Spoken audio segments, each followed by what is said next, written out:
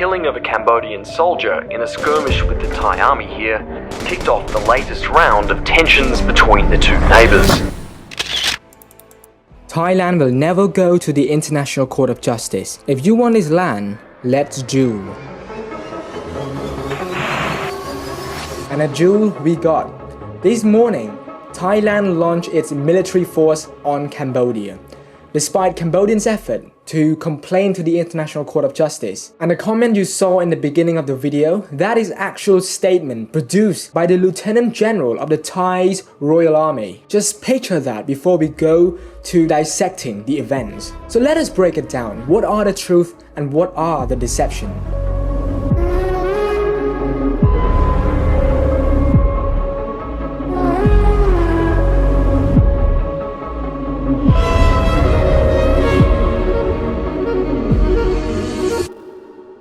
With Thailand deploying more and more troops over the border, with its military saying that they can use military force without government approval, and Cambodia also deploying troops to protect its land and its sovereignty. And seeing all of this, I did my research, and the more I researched, the more I realized that this is a scheme. This is a pattern that happened many times.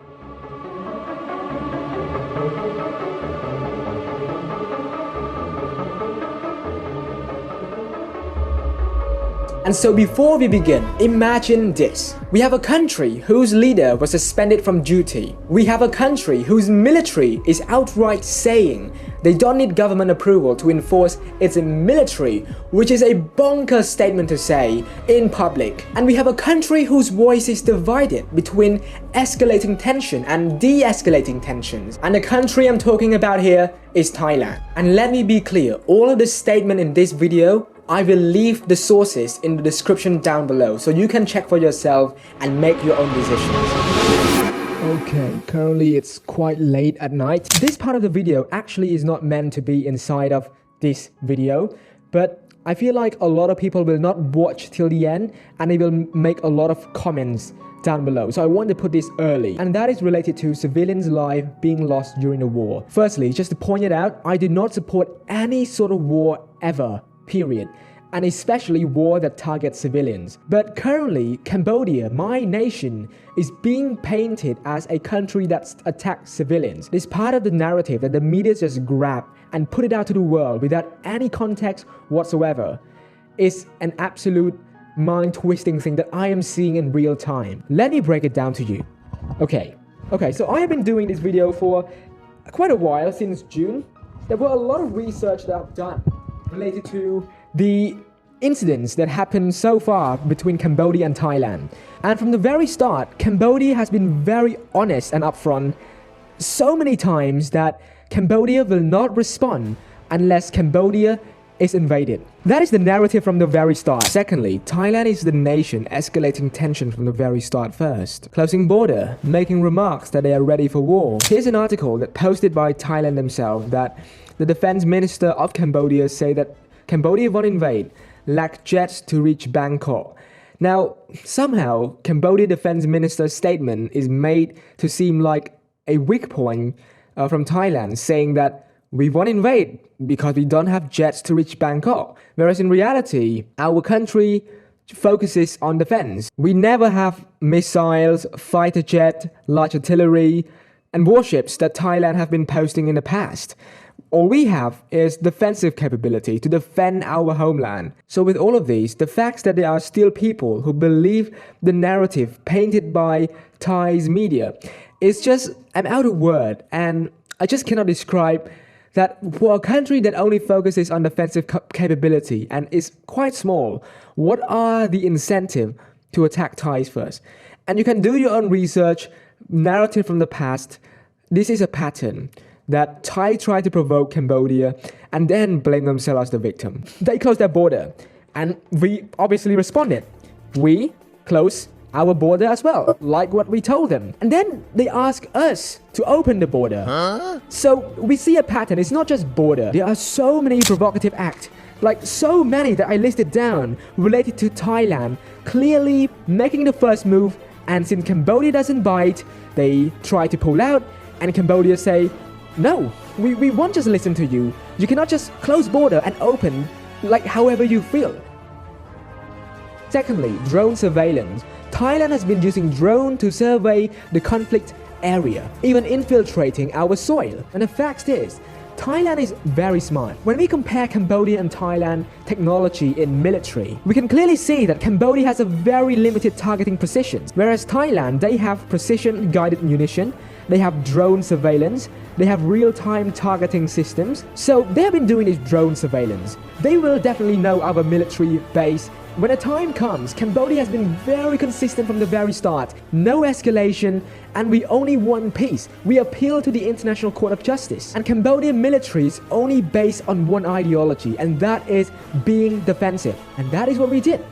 When Thai initiated the attack, we responded accordingly. So to sit here and paint Cambodia as a country that attacks civilians, where by the way, civilians in Cambodia are also getting attacked, is an absolute lie of the century. And I feel like people need to do their own research, and that is why I want to bring this part very early in the video. And I seriously hope that this crazy digital war we're having, where a lot of lies are being spewed out with no context, will end very soon. So yeah, back to the main video.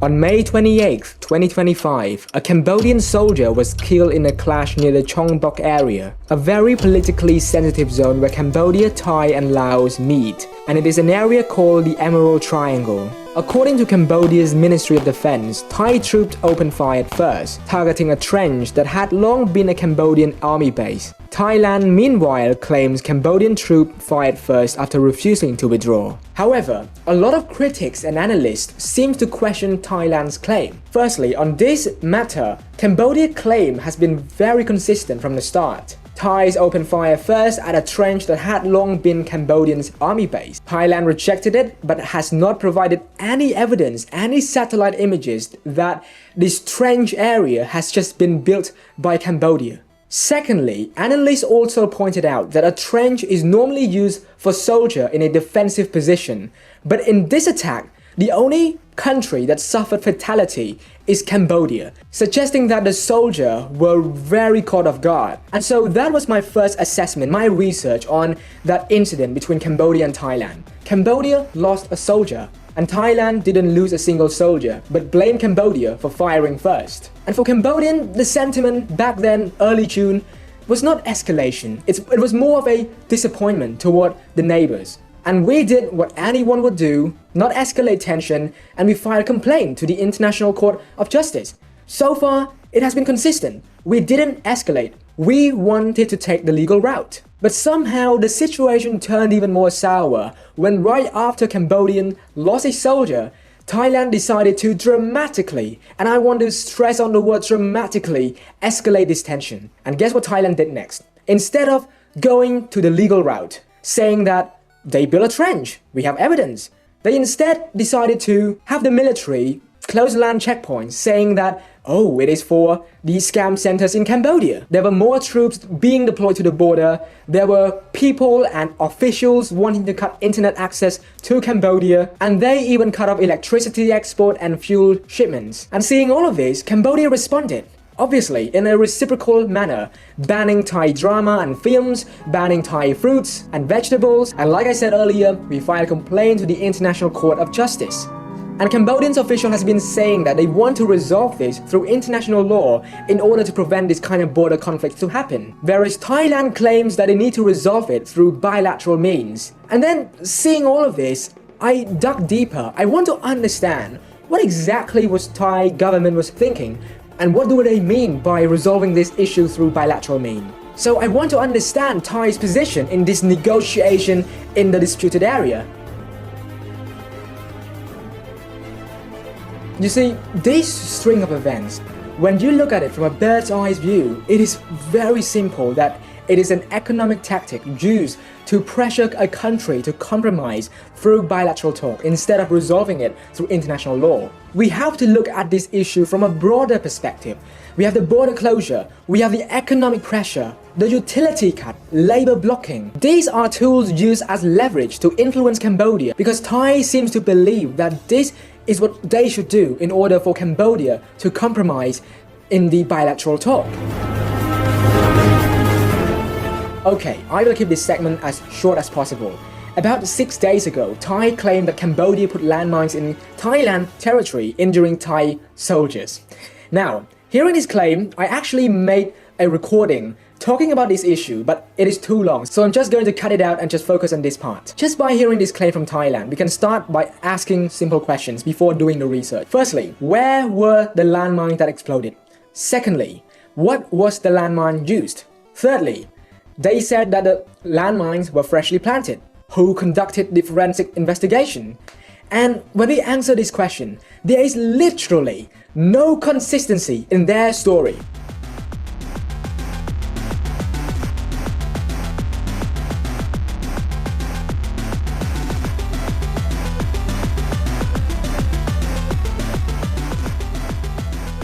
Firstly, the landmine that were used from their perspective is the PM2 landmines, designed by the Soviet. In Cambodia, we have a stockpile of that.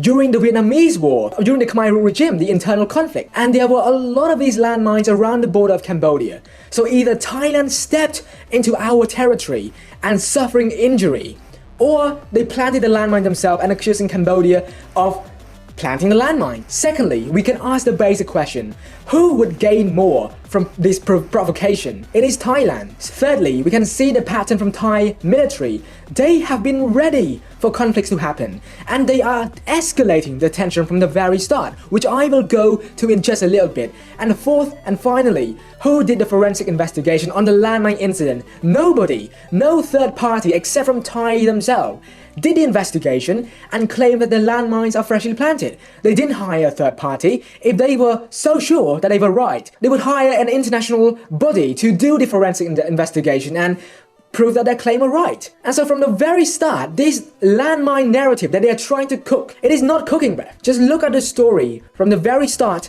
until now. It's so inconsistent.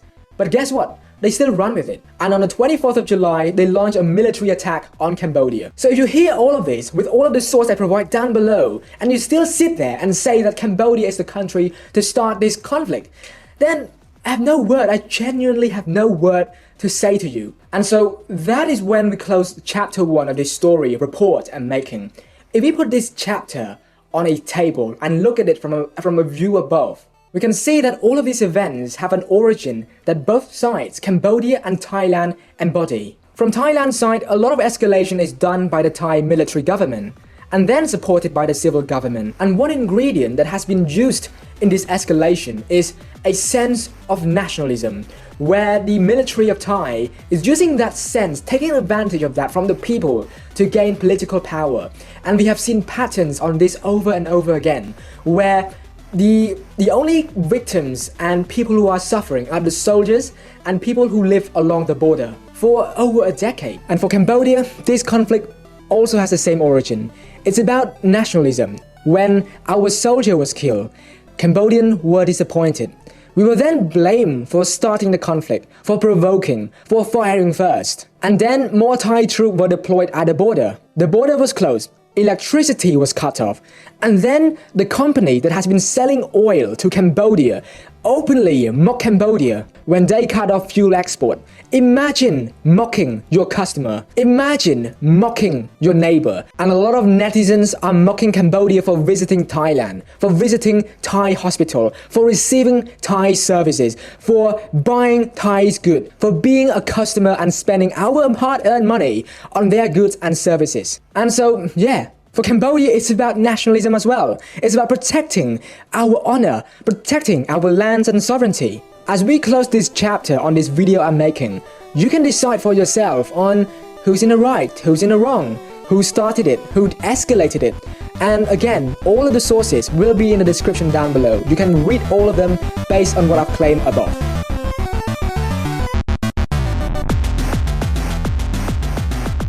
Okay, this video takes a lot of time to research, and that is because I want to satisfy my own curiosity as to why this conflict occurred in the first place. But the more I dig deeper into this topic to understand the past, centuries ago and then to decades ago, and with recent escalation, the more I just feel the need to publish this first chapter first on, debunking a lot of deceptions told by the media. And I feel like just because Cambodia is a small country doesn't mean that its voice cannot and should not be heard. So I used all of this research to put it in this first chapter. And my second chapter, which was my original intention, was to discuss as to why this sort of border issue, this conflict has continued for so many years and so many regimes and generations. I did a lot of research from international sources, and maybe a week or two ago I bought this book and I have been reading it. And yeah, chapter 2 will discuss the ideas behind this conflict, what happened, what led to this. And I feel like this is a story that has to be told from my perspective as a Cambodian, and also as a source of information on my personal YouTube channel as a video for others to see. And after chapter 2, I will talk about the final conclusion and what I think about all of this. Again, all the sources will be put in the description down below. Feel free to check it out. So that is it from me for the first chapter. If you have any comments or questions, be sure to leave it down below, make it constructive, and I hope you understand and learn something from this video. With that being said, thank you guys so much for watching this video, and I will see you all in the next one. Thanks, goodbye, and peace.